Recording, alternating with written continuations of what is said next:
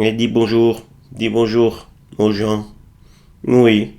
Bonjour, je suis le chat, je suis l'austique. Bonjour, je suis l'austique. Oui, hein. Oui, tu vas faire la vidéo?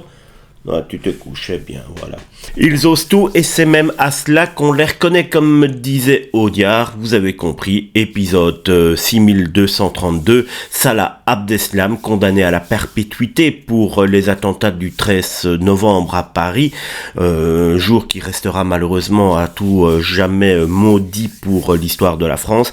Il est placé à l'isolement depuis maintenant plus de 10 ans et celui-ci a engagé un bras de fer avec l'administration, apprend-on, pénitentiaire pour dénoncer ses conditions de détention. Le pauvre petit, il voudrait peut-être un petit peu pouvoir sortir aussi et aller se balader dans la ville tant qu'il y est. Après avoir refusé de regagner sa cellule à l'issue d'une promenade le 14 juillet, il était sanctionné de 10 jours de quartier disciplinaire. Moi, je lui aurais foutu 3 mois.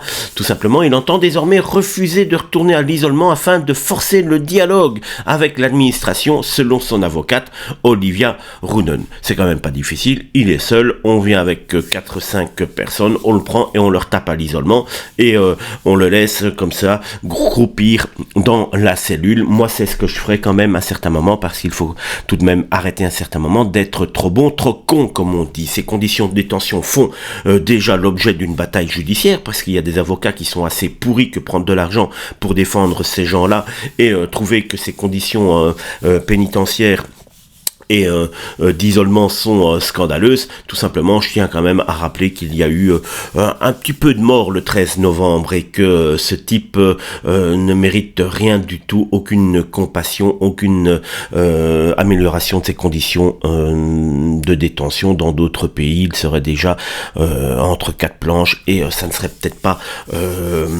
anormal. Ces 3 avocats français comptent désormais saisir la Cour européenne des droits de l'homme. C'est ce qu'on apprend via Le Monde aujourd'hui. C'est quand même assez incroyable de voir que ce genre de personnes osent encore la ramener après ce qu'ils ont fait. Je ne sais pas ce que vous en pensez, mais c'est tout simplement scandaleux.